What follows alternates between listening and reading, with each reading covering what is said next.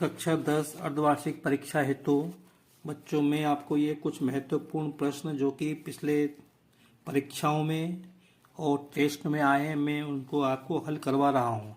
और आपको तो आते हैं, केवल अपन रिवीजन कर रहे हैं। ये प्रश्न है 6 सेंटीमीटर त्रिज्या वाले एक वृत्त के त्रिज्याखंड का क्षेत्रफल ज्ञात करो जिसका कोण थीटा है। तो इसमें कौन सा कोण लगेगा? पाई आर स्क्वायर थीटा बटे 360, ये सूत्र लगेगा। आर का मान कितना 6 है और कोण कितना है? थीटा कितना है? 60 डिग्री है। तो देखो कैसे करेंगे इसको।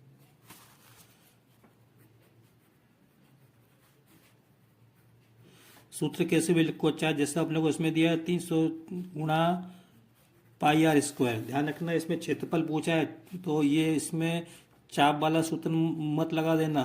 2 पाई आर थीटा बटे 360, ये सूत्र मत लगाना। क्षेत्रफल लिखा है, मान रख दो थीटा का मान 60 हो गया, ये 360 हो गया। पाई का मान 22/7 रख दो और आर का मान कितना है? आर का मान 6 हो गया। ठीक है, ये बिंदी से बिंदी कट गई। 6 6 36, 36 से 36 कट जाएंगे, एक आएगा तो ये आएगा 22/7, ये आएगा। सॉरी, यहाँ पे ये आर वर्ग है, ये आर वर्ग है तो यहाँ पे 6 2 बार आएगा ना, ऐसा होगा। तो यहाँ पे ये 6 भी आएगा तो 22 6 132 बटे 7 वर्ग सेंटीमीटर। इस क्षेत्रफल के साथ वर्ग सेंटीमीटर जरूर आएगा। अगला प्रश्न देखते हैं बच्चों, इसमें क्या निकालना है? चतुर्थांश का क्षेत्रफल निकालना है। परिधि दी है तो सूत्र तो अपने को ये लगाना है, तो इसका आर और थीटा चाहिए। तो देखो क्या करेंगे, ये चतुर्थांश मतलब ये है, तो चतुर्थांश में ये कोण कितने का बनेगा? 90 डिग्री का। अब अपने को पहले क्या निकालना? परिधि। परिधि का सूत्र क्या होता है? 2 पाई आर, और ये अपने को दिया कितना? 22 दिया है। तो यहाँ से आर का मान निकालेंगे, 2 का 2 और पाई का मान 22/7 गुणा आर बराबर 22। तो यहाँ से हो जाएगा आर बराबर हो जाएगा 22 गुणा 7 बटे 2 गुणा 22। ये 22 से 22 कट जाएगा तो आर का मान कितना आएगा? 7/2। अब क्षेत्रफल निकालना है, सूत्र मैंने ऊपर लिखा हुआ है उसी सूत्र का उपयोग कर रहा हूँ। तो यहाँ पे थीटा का मान कितना है? 90 हो गया बटे 360 गुणा, और पाई का मान हो गया 22/7, आर का मान 7/2, 7/2 दो बार लिखेंगे तो 9 चौक 36, ये कट गए। और ये हो गया 2 2 दूनी 4, 22 कटेंगे 11 बार। अब ऊपर क्या बच्चा? 11 गुणा 49, नीचे क्या बता? 2 2 दूनी 4, 4 दूनी 8 गुणा 7। इसको आप हल कर लेना, ये 7 से 7 भी कट जाएंगे शायद, तो यहाँ 7 आएगा। यहाँ क्या आएगा? 70, यहाँ आएगा 70/8 वर्ग सेंटीमीटर, वर्ग सेंटीमीटर। देखो अगला प्रश्न है, 2 घनों जिनमें से प्रत्येक का आयतन 64 घन सेंटीमीटर है के संलग्न फलकों के को मिला के एक ठोस बनाया जाता है। इससे प्राप्त घनाभ का पृष्ठीय क्षेत्रफल ज्ञात करो। मैं आपको इसको हल करवा देता हूँ। देखो ये अपन इसका क्षेत्रफल तब अपन निकाल पाएंगे जब हमको उसकी लंबाई चौड़ाई ऊंचाई मालूम हो, तो अपन यहाँ से निकालेंगे। क्या दिया? घन दिया, घन का आयतन। तो घन का आयतन कितना होता है? a³ होता है। ये अपने को 64 दिया है, तो यहाँ से a का मान निकालेंगे तो 64 को लिखेंगे 4/3। तो यहाँ से मिलेगा हमको a का मान क्या मिल जाएगा? 4। इसका मतलब अब देखो ये 4 है, ये 4 है, ये इसकी चौड़ाई भी 4 है, ऊंचाई भी 4 है। तो जब हम इसको दोनों को चिपका देंगे तो लंबाई कितनी हो जाएगी? 4 + 4 लंबाई हो जाएगी, 4 + 4 8, और चौड़ाई उतनी ही रहेगी और ऊंचाई भी उतनी ही रहेगी। अब सूत्र लगाएंगे इसका। संपूर्ण पृष्ठ का सूत्र क्या होता है?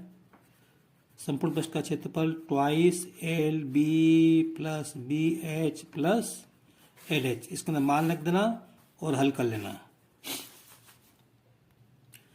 ये प्रश्न देखें, ये अक्टूबर का जो टेस्ट था उसके अंदर पूछा गया था। यहाँ पे भूमि के एक बिंदु से मीनार के पास में 30 मीटर की दूरी पर मीनार के शिखर का उन्नयन कोण 30 मीटर का, मीनार की ऊंचाई ज्ञात करो। सीधे मैं जल्दी, ये मीनार है जिसकी ऊंचाई हमको निकालनी है h, और इससे 30 मीटर की दूरी पर यहाँ पे कोई बिंदु है, ये कोण बन रहा है कितने? मीनार की उसका इसका 30 डिग्री बन रहा है। तो हमको क्या लगाना है? tan थीटा बराबर, थीटा कितना है? 30 डिग्री, लंब कितना है? h, आधार कितना है? 30। अब tan 30 का मान याद होना चाहिए हमको। यहाँ पे देखो ये लिखा tan 30 बराबर h/30 लिखा है यहाँ पे। tan 30 का मान कितना होता है? 1/√3। h/30 ऐसे लिखा, और यहाँ पे इसका कर दे कैची गुणा, तो h बराबर हो जाएगा 30/3। अब चाहो तो इतना ही लिखा रहने दो, या इसमें ऊपर नीचे वर्गमूल 3 का गुणा कर दो। तो वर्गमूल 3 का गुणा वर्गमूल 3 में अपन करेंगे तो 3 आएगा, इसका गुणा इसमें करेंगे तो ये ऐसा ही रहेगा। ये 3 से 30 कट जाएंगे 10 बार, तो h बराबर आएगा 10/3 मीटर। ठीक है। अब छठा प्रश्न देखो, वृत्त के केंद्र से, ये तो हो गया शायद, ये तो हो गया ना, ये तो कर लिया मैंने। और ये कहता हूँ आठवां, दो सकेंद्रीय वृत्तों की त्रिज्या 5 सेंटीमीटर 3 सेंटीमीटर है। बड़े वृत्त की जीवा की लंबाई ज्ञात करो जो छोटे वृत्त को स्पर्श करती है। देखो, एक वृत्त ये रहा और एक वृत्त ये रहा, इसकी अपने को त्रिज्या दी है 3, और बड़े वृत्त की त्रिज्या दी हमको कितनी, 5। ये 5। तो हमने ये इसकी बहुत सारी जीवाएं होंगी। इसकी एक जीवा वो होगी जो इस छोटे वृत्त को स्पर्श करती है, तो मैंने इसको स्पर्श करते हुए एक छोटी जीवा, ये जीवा खींच दी। बड़े वृत्त की ये जीवा खींच दी जो इस वृत्त को स्पर्श कर रही है। तो हमें क्या करना है, हमें इस जीवा की लंबाई निकालना है। कैसे निकालेंगे, देखो भाई, ये कितनी है, ये 5 है, तो ये भी तो त्रिज्या है, ये 5 है, और ये कितनी है, 3। तो ये क्या बन रहा है, समकोण त्रिभुज बन रहा है। क्या बन रहा है, ये समकोण त्रिभुज बन रहा है, जिसमें ये कितनी है, 5 है त्रिज्या, ये 5 है, ये 3 है, तो ये निकालना है। तो वही पाइथागोरस प्रमेय से ये कर्ण है 5 का वर्ग बराबर ये AC का वर्ग प्लस 3 का वर्ग, 5 का वर्ग 25, 3 का वर्ग 9, तो AC बराबर 25 माइनस 9 तो कितना आएगा, 16 आएगा। तो AC बराबर कितना आएगा, वर्गमूल 16, 16 का वर्गमूल 4, तो ये कितनी है भाई, कितनी है, 4, तो ये भी 4 हो जाएगी। तो ये पूरी लंबाई कितनी हो जाएगी, 8 हो जाएगी। तो जीवा की लंबाई 4 + 4 बराबर 8 सेंटीमीटर, ये निकालना था अपने को। ये प्रश्न देखो, ये 2024 का वार्षिक पेपर है। देखो ध्यान से देखो, 2024 का है ना, इस साल का नहीं है, पिछले साल का पेपर है, मैं इस पर बता रहा हूँ। तो इसमें देखो ये प्रश्न पूछा था, देखो ये प्रश्न पूछा था, 25 मीटर है दूरी, कोण इतना है, ऊंचाई निकालना है। तो ये प्रश्न बिल्कुल ठीक इसके जैसा है। देखो इसके जैसा है, इसमें कोण 30 दिया है, इसमें 60 दिया था, इसमें ऊंचाई निकालना है, इसमें दूरी 30 दी है, इसमें 60 दी है, तो इसमें ये गुणा में आएगा, ये चीज गुणा में आएगी, ध्यान रखना। और एक प्रश्न ये देखो, ये वाला प्रश्न अगर आपको ध्यान में हो कहीं, इसका उत्तर 119 आया था, क्या आया था ना, 119 वर्गमूल 119। तो ये ठीक उसी के जैसा है, लेकिन इसमें 119 नहीं आएगा, इसमें ये ऐसा आएगा, त्रिज्या ऐसी आएगी। देखो 625 मतलब 25 का वर्ग माइनस 24 का वर्ग, 25 का वर्ग 625 माइनस 576, घटाओगे तो 49 आएगा, घटाओगे तो 49 आएगा, ऐसा 49 का वर्गमूल 7, ये कर लेना। एक बस देखो, ये 8 9 25 का HCF वो एलसीएम निकालना है अभाज्य गुणनखंड विधि से। फिर इसके मूल निकालना है, वर्ग समीकरण है ये, इसके अपने को मूल निकालना है। और एक प्रश्न ये दिया है कि इसमें बताओ ये वर्ग समीकरण या द्विघात समीकरण है या नहीं। तो इस तरह का एक प्रश्न जरूर आता है, एक प्रश्न इस तरह का जरूर आएगा, एक प्रश्न इस तरह का जरूर आएगा। ये मैं अभी आपको करवा देता हूँ, याद दिलाता हूँ। और एक प्रश्न ये इस तरह का जरूर आएगा, दोनों अथवा में है, तो मैं ये वाला प्रश्न आपको करवा देता हूँ। क्या दिया, एक समकोण त्रिभुज ABC में कोण भी समकोण है। देखो इसमें चित्र नहीं दिया, लेकिन हमको समकोण त्रिभुज बनाना पड़ेगा, और इसमें समकोण त्रिभुज जहाँ समकोण बन रहा है उसको B नाम देना है, क्योंकि इसमें ऐसा लिखा हुआ है। AB की लंबाई 4 दी, BC की लंबाई 3 दी है, तो हमको cos A sin A का मान निकालना है। हमको sin A निकालना है, हमको साइन ए और कोस ए निकालना है, तो इसको ए नाम देना, इसको बी नाम देना, इसको सी नाम देना। ए बी की लंबाई 4 दी है, बी सी की लंबाई 3 दी है। तो अब हम पहले ए सी निकाल लेंगे पाइथागोरस में से। ए सी वर्ग बराबर 4 का वर्ग प्लस 3 का वर्ग, इसको हल करेंगे तो कितना आएगा, 16 आएगा, 9 आएगा और 25 आएगा। तो ए सी बराबर 5 आ जाएगा। तो अब हो जाएगा साइन ए बराबर लंब बटे कर्ण, मतलब ये हो जाएगा 3/5। और कोस से क्या होता है, आधा बटे कर्ण। ये हो गया प्रश्न। बताओ 2 नंबर का क्या था इसमें। एक प्रश्न मैं आपको बताता हूँ। देखो अगर आपको ये मान याद नहीं तो सब बेकार है ना, मान याद होना चाहिए। तो साइन 60 गुणा कोस 30 प्लस साइन 30 प्लस कोस 60। देखो साइन 60 का मान वर्गमूल 3/2 होता है, ये गुणा लगाया। कोस 30 का मान भी वर्गमूल 3/2 होता है। साइन 30 का मान 1/2 होता है और कोस 60 का मान भी 1/2 होता है। इसका इसमें गुणा की तो 3 आएगा, इसका इसमें गुणा की तो 4 आएगा, प्लस इसका इसमें गुणा 1 आएगा, 2 का 2 में गुणा के तो 4 आएगा। इसको हल करेंगे तो नीचे लघुत्तम 4 आएगा, ऊपर 3 धन 1 आएगा, 4/4 तो बराबर 1 आएगा इसका उत्तर। यहाँ पे ये 2024 का पेपर है, मैंने पहले बता रहा हूँ। तो ये प्रश्न तो भरी परीक्षा में आए या नहीं है, आपको याद होना ही चाहिए, इसका उत्तर भी याद होना चाहिए। क्या दिया है, एक वृत्त दिया है, वृत्त का व्यास है, ए बी वृत्त का व्यास है, और अपने को केंद्र के अपने को निर्देशांक दिए, बी के निर्देशांक दिए, ए के दिए हैं। तो मैं इसका चित्र बना के आपको समझाता हूँ कैसे। ये वृत्त है, ये केंद्र, ये ए बी व्यास है। केंद्र के निर्देशांक अपने को 2 और -3 दिए हैं, और बी के निर्देशांक 1 और 4। ये बिंदु बी है, इसके निर्देशांक 1 और 4 दिए। तो हमको ए के निर्देशांक x1 और y1 निकालना है। तो देखो ये केंद्र क्या होता है, इनका मध्य बिंदु है। तो इसका मतलब ये कि अपने को मध्य बिंदु से संबंधित सूत्र लगाना है। तो क्या होता है, याद आ रहा है कुछ, ये होता है x1 प्लस x2/2, y बराबर y1 प्लस y2/2। तो अब इसमें हमको x और y मालूम है, ये x है, ये y है, x1 y1, x2 y2, ये x है, ये y है।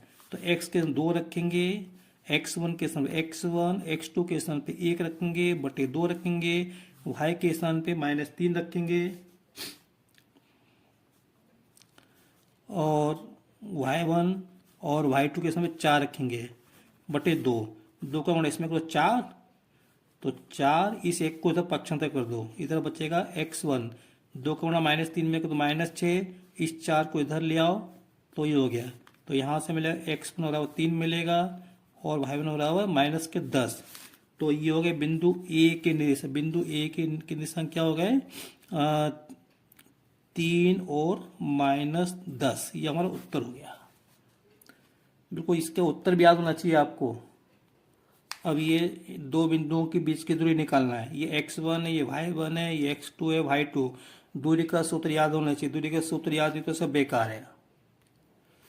एक बिंदु ये रहा, एक बिंदु ये रहा, इनके बीच की दूरी हमको निकालना है। ए के निर्देशांक -5, 7 और बी के निर्देशांक -1 और 3 दिए हैं। ये दूरी का सूत्र होता है। ध्यान रखो यहाँ x2 - x1, y2 - y1 भी हो सकता है, तो ये आ सकता है ना। तो ए बी दूरी, तो वर्गमूल के अंदर x1 का मान कितना है, -5, माइनस x2 का मान कितना है, -1 का वर्ग, प्लस y1 का मान कितना है, 7, माइनस y2 का मान कितना है, 3 का वर्ग, बराबर -5 और माइनस +1 का वर्ग, प्लस 7 में 3 गए 4 का वर्ग, -1 -5 + 1 4, 4 का वर्ग 16, प्लस 4 का वर्ग 16। दोनों को जोड़ा तो 32 आएंगे। तो इस 32 को हम दोनों को जोड़ेंगे, 32 आएंगे। 32 को हम 2 × 16 लिख सकते हैं कि नहीं लिख सकते हैं, क्योंकि 32 का तो होता नहीं है वर्गमूल। तो 16 का वर्गमूल कितना होता है, 4। 2 का क्या होगा, ये, तो ये होगा ये सवाल अधूरा है। अभी यहाँ पे इकाई लिख दो, इकाई। अब ये सवाल पूरा हो गया।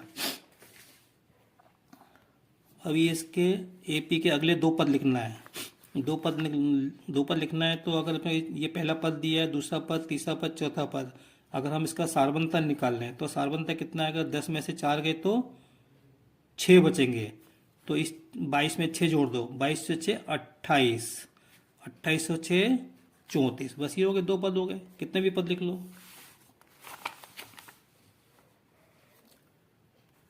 ये इस तरह का एक प्रश्न जरूर आएगा परीक्षा के अंदर, मैंने बता दिया। 24 में भी आया था वार्षिक में, अभी अर्धवार्षिक में भी आएगा। इसके अंदर किताब में 1-2 सवाल और दिए, चित्र भी दिए हुए हैं। ये प्रश्न आया था, दी गई बहुपद ज्ञात करो जिसके शून्यकों का योगफल 4 और गुणनफल 1 दिया है। योगफल दिया है मतलब अल्फा प्लस बीटा बराबर 4 और अल्फा गुणा बीटा बराबर 1 दिया है, तो हमको बहुपद निकालना है। तो देखो हम एक बहुपद मान लेंगे एक्स वर्ग प्लस बी एक्स प्लस सी, ठीक है, ये मान लेंगे। अगर हमको ए बी सी के मान मिल जाए तो बात बन जाएगी। तो हम क्या, अब देखो हमको ये दिया अल्फा प्लस बीटा बराबर 4 दिया, अल्फा गुणा बीटा बराबर सी। अभी देखो अल्फा बीटा और ए बी सी में क्या संबंध होता है तो हमको मालूम है, तब अल्फा प्लस बीटा बराबर क्या होता है? माइनस बी बटे ए होता है, और अल्फा गुणा बीटा बराबर क्या होता है? सी बटे ए। तो अल्फा प्लस बीटा कितना? 4 बराबर माइनस बी बटे ए लिखा रहने दो। अल्फा गुणा बीटा कितना? 1 बराबर सी बटे ए।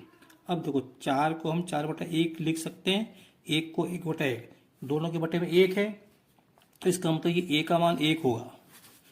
तो यहाँ से ए का मान 1 मिलेगा। ऊपर माइनस बी बराबर 4, माइनस बी बराबर 4, तो हमको तो बी का मान चाहिए, तो बी बराबर -4 और सी का मान 1 चाहिए। तो हमको ए का मान 1, बी का मान -4, सी का मान 1 मिल गया। ए बी सी का मान यहाँ पे लिख दो, ए के स्थान पे 1 लिखो, बी के स्थान पे -4 लिखो, सी के 1 लिखो।